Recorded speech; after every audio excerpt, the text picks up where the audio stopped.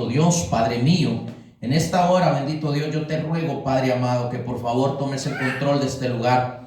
Toma el control de nuestras vidas, toma el control de los niños. Te lo ruego, bendito Dios. En el nombre de Jesús de Nazaret, vengo atando y reprendiendo todo demonio. En el nombre de Jesús de Nazaret, te pido, Espíritu Santo, que tomes el control de este lugar. Por favor, te lo ruego. En el nombre del Padre, del Hijo y del Espíritu Santo, venimos a este lugar. En el nombre de Jesucristo, te pido que bendigas tu palabra, Señor. Que tu palabra sea guiada por tu Santo Espíritu. Porque tu palabra con tu Santo Espíritu es tu palabra. Pero si no es solo letra. Bendito Dios, ayúdame, Padre, para que transmita este mensaje correctamente, Señor. En el nombre de Jesús de Nazaret. Gracias, Padre Jesucristo, Espíritu de Dios. Amén y amén. Amén. Bendito Dios poderoso, Padre mío. Gracias, papá. Gracias, bendito Dios. Tú eres bueno, bendito Dios. Bueno, en esta hora vamos a transmitir algo que recibía en esta mañana. Vamos a transmitir la palabra del Señor en segunda de Timoteo, capítulo 3, versículos 16 y 17. A ver qué dice la palabra ahí. No, papá, no estés haciendo eso con silencio. Ok, entonces no.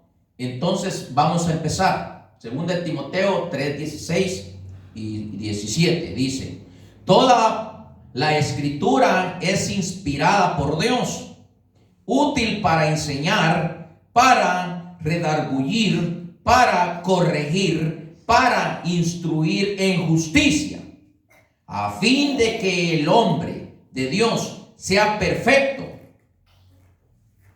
enteramente preparado para toda buena obra. ¿Se dan cuenta lo que dice la palabra de Dios? Que hay que corregir, hay que instruir, hay que reprender al que no está haciendo lo correcto. Toda la escritura es inspirada por Dios, útil para enseñar. Primero hay que enseñar, para redarguir. Hay que hacerle a la persona que se le redarguya que está haciendo lo malo. Para corregir, hay que corregirla. Para instruirla, hay que instruirla en justicia. ¿Y cuándo es cuando se instruye en justicia? Cuando se reprende. Amén. Entonces vamos a ver. Entonces, ¿quién es el que enseña? El que enseña es el ministerio magisterial. El ministerio magisterial enseña. Entonces vamos a irnos a Hechos 18, 25. Hechos 18, 25. A ver qué dice la palabra del Señor ahí. En Hechos 18, 25.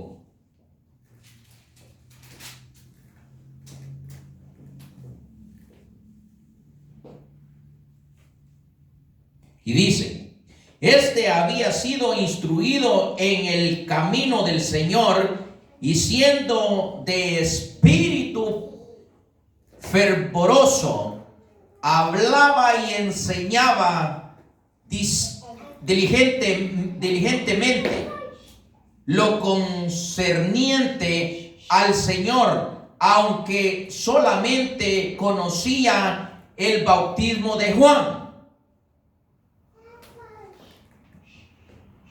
Oiga lo que está diciendo. Dice que enseñaba. El ministerio magisterial dice que es enseñar. ¿Con qué? ¿O cómo? Primero tiene que ser enseñado. El maestro tiene que ser instruido primero para poder ser un enseñador de la palabra. Tiene que ser instruido y tiene que estar ferviente en el espíritu. Y eso es lo primerito que está hablando aquí. Está hablando aquí en lo que está hablando Pablo a Timoteo. Lo que le está diciendo, cómo es que él tiene que instruir, cómo es que él tiene que enseñar. Y aquí nos está marcando lo que es lo primero para el que enseña es el ministerio magisterial. Se tiene que mover en aquella persona la unción magisterial. Porque si no tiene la unción magisterial, no puede enseñar correctamente la palabra de Dios. Sino que tiene que tener la maestría en él. Porque la maestría es necesario aprenderla. Cómo ser maestro. Cómo enseñar.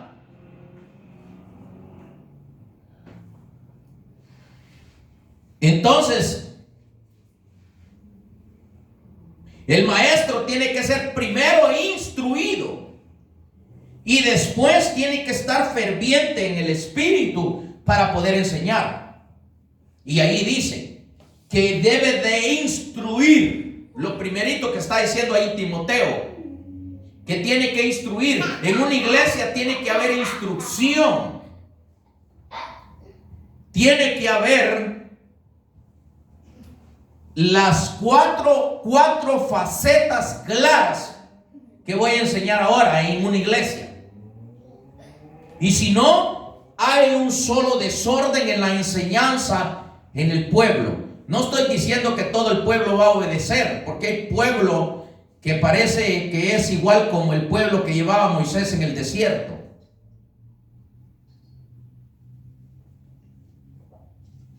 Pero tienen que aprender. Se tiene que enseñar.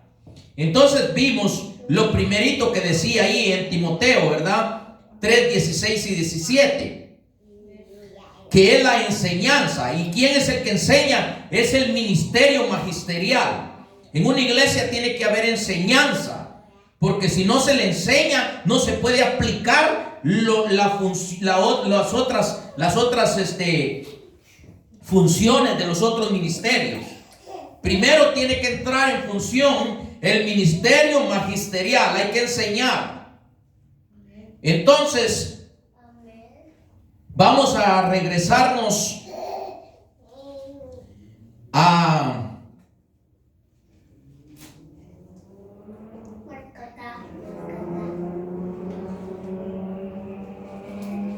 ahí a Timoteo. Entonces, lo segundo que dice,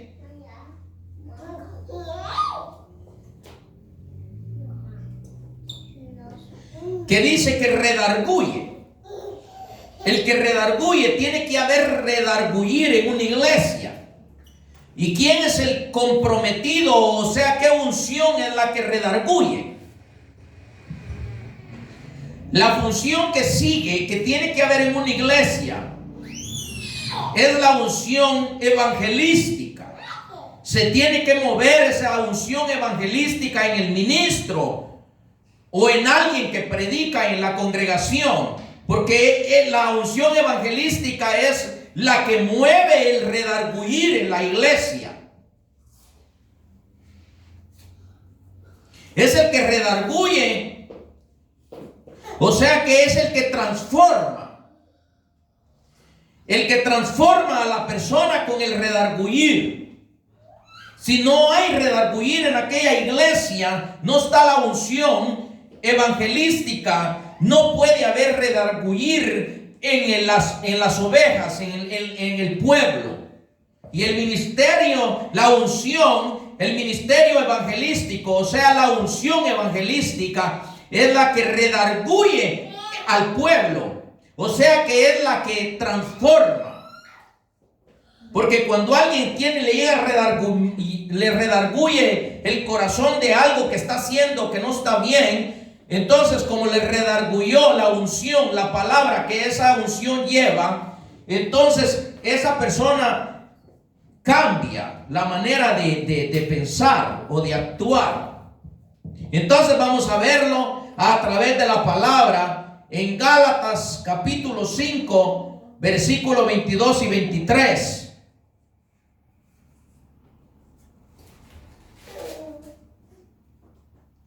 capítulo 5 de Gálatas, 22 y 23. Dice: mas el fruto del Espíritu es amor, gozo, paz, paciencia, benignidad, bondad, fe. Dice en el 23, el 22, vamos al 23. Dice: mansedumbre, templanza, contra tales cosas no hay ley. Entonces la característica, o sea, la unción, cuando se mueve la unción evangelística,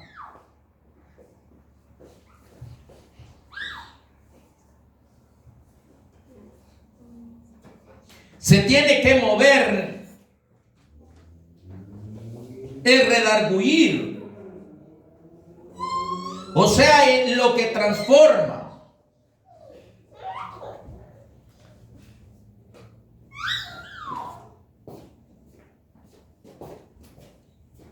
La misericordia, la paz, la paciencia. Aquí mismo nos está enseñando la palabra de Dios qué es lo que está diciendo ahí.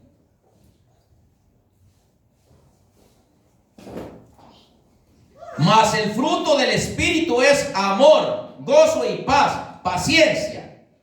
O sea que tiene que tener amor, gozo y paciencia, porque cuando hay esa unción tiene que haber paciencia para poder alinear a otro, o para poder redarguirle el corazón a alguien. Tiene que moverse esa unción evangelística en la congregación.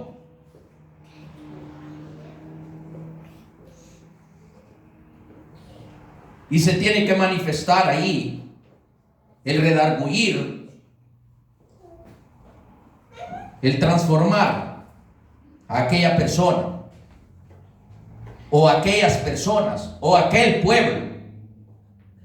También allá afuera, no solo aquí adentro, pero ahorita estoy hablando yo de aquí adentro, de la iglesia. Se tiene que mover esa unción también para poder redarguir, para que se transforme el pueblo, porque si no está esa unción no puede transformarse el pueblo, porque aquí no es de por gusto que lo está diciendo la palabra de Dios. Entonces, el ministerio pastoral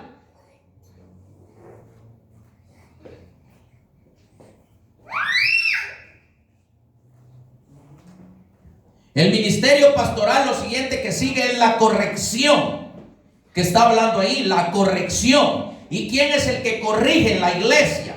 El que corrige en la iglesia es el pastor.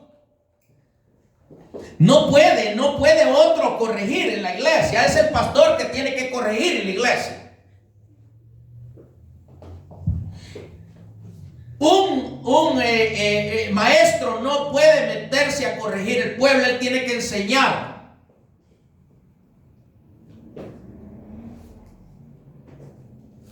Un ministerio evangelístico en la congregación no puede corregir.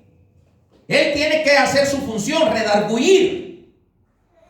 redarguirle al pueblo para que se sujeten. Para que se sujeten, si están haciendo cosas malas, que se sujeten al pastor.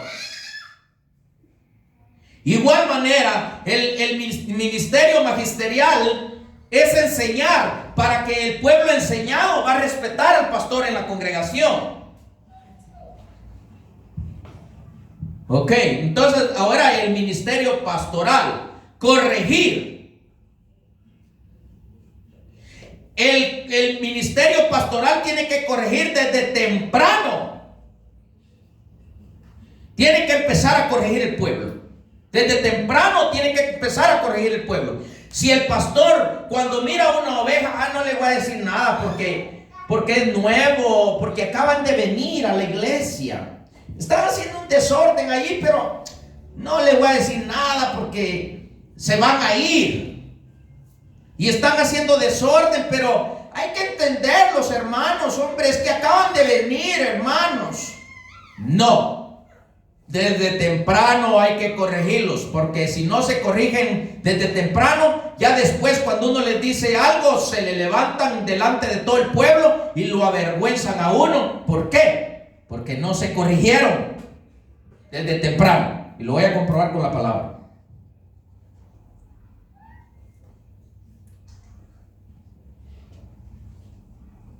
Vámonos a la palabra. Entonces,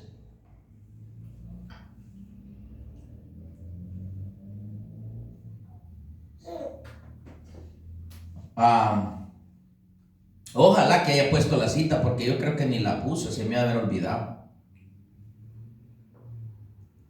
Y creo que sí se me olvidó, no la tengo.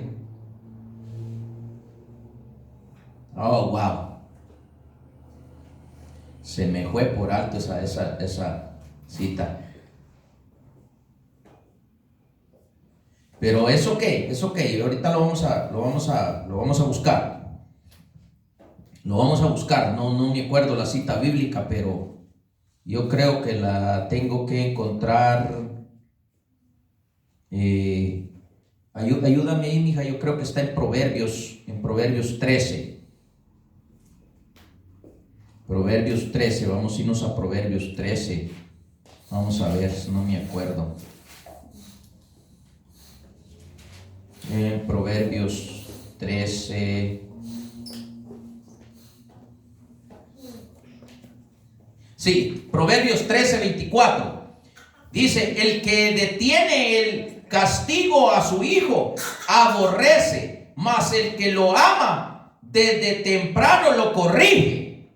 Aleluya, bendito Dios. ¿Y cuál es la función del pastor en una congregación? Padre espiritual, el que corrige, el que va a engendrar al pueblo. Pero hay unos pastorcitos que el pueblo les dice un montón de cosas y ellos, es que me siento mal, que ese hermano se ve grande y le tengo, no, ese que está bien mal y me va a agarrar a ganchazos. Sea el alto de esa terraza ahí arriba, el que venga aquí y está haciendo mal, yo lo voy a reprender. Y aunque yo sea a la cintura que le llegue, a mí me constituyeron ministro del púlpito y voy a corregir. Porque si yo amo, tengo que corregir. Si Dios me mandó a pastorear, debo de corregir. No, hermano, es que esa hermana trae el espíritu de Jezabel. No. Y Elías le a Jezabel, ¿qué me importa a mí? 40 Jezabeles pueden venir aquí, que yo les voy a decir sus verdades. Si no les gusta, se van a ir. Que les vaya bien y que Dios tenga misericordia. Pero yo tengo que enseñar la palabra de justicia. Porque tengo que tener un carácter de Cristo.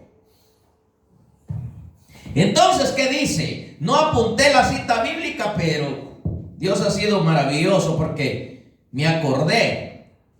Amén. El que detiene el castigo a su hijo aborrece. Los que no corrigen al pueblo aborrecen al pueblo. Mas el que lo ama desde temprano lo corrige. El pastor debe de corregir al pueblo desde temprano. Esa es la corrección que está hablando en 2 Timoteo 3:16. Está hablando de la corrección, le corresponde al pastor. Ninguno de los otros ministerios puede corregir al pueblo, tiene que corregir el pastor. Le tiene que dar la palabra. La palabra la tiene que dar el pastor, esa palabra de corrección.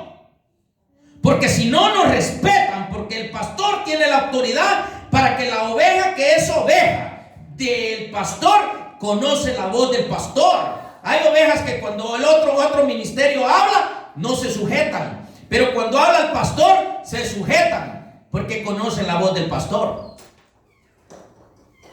Y por eso es que se tienen que mover todas las unciones para que haya enseñanza en aquella iglesia. Entonces vimos a través de la palabra, ¿verdad?, que es lo que hace el pastor. Entonces ahorita nos vamos a ir a la otra unción,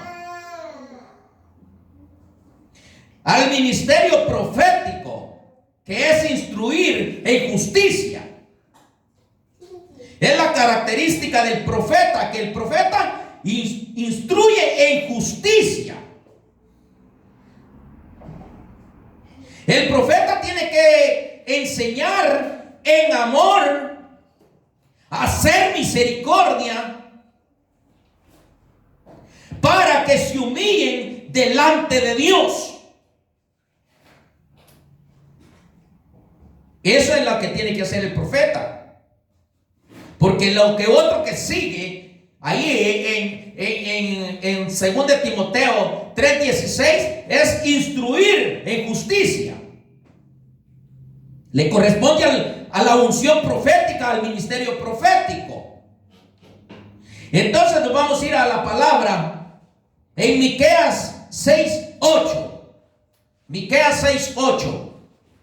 A ver qué dice ahí en Miqueas 6:8. Dice: oh hombre, él te ha declarado lo que es bueno y que pide Jehová de ti. ¿Quién es el que declara lo bueno? Al hombre, y lo hace que entre en razón, es el ministerio profético, porque lo va a reprender duro. Ok, entonces vamos a leerlo una vez más. Dice: oh hombre, él te ha declarado lo que es bueno y que pide Jehová de ti, solamente hacer justicia y amar misericordia y humillarte ante Dios. Esa es la función del profeta en una congregación, para que el pueblo se humille delante de Dios, porque donde no hay profecía, el pueblo se desenfrena. Donde no hay profeta, el pueblo se desenfrena. Tiene que haber la unción, tiene que haber el ministerio profético en una congregación.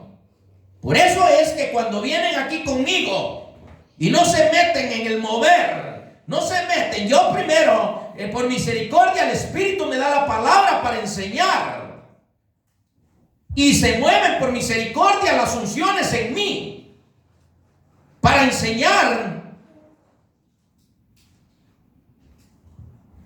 al pueblo y redarguir.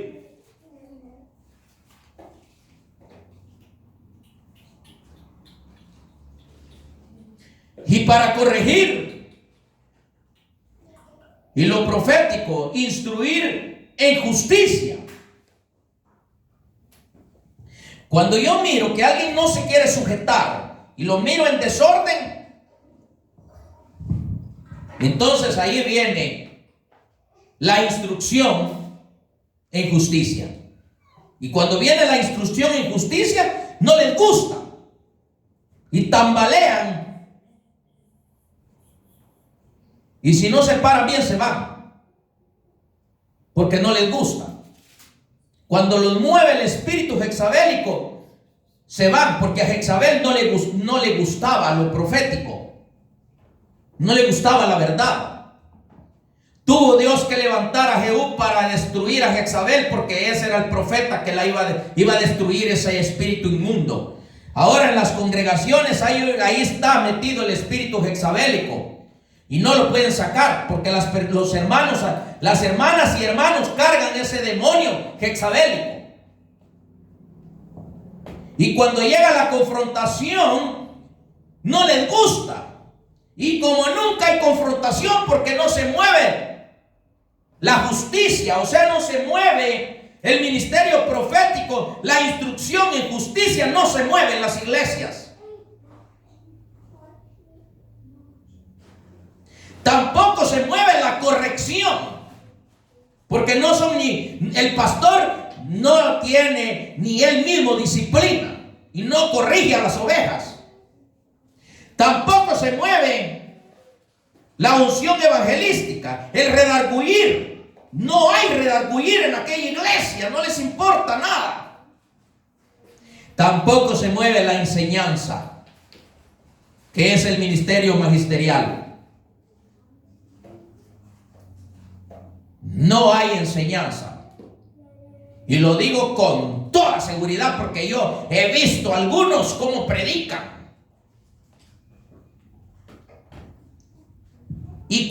Y he tenido la oportunidad de tener diálogo con esas ovejas.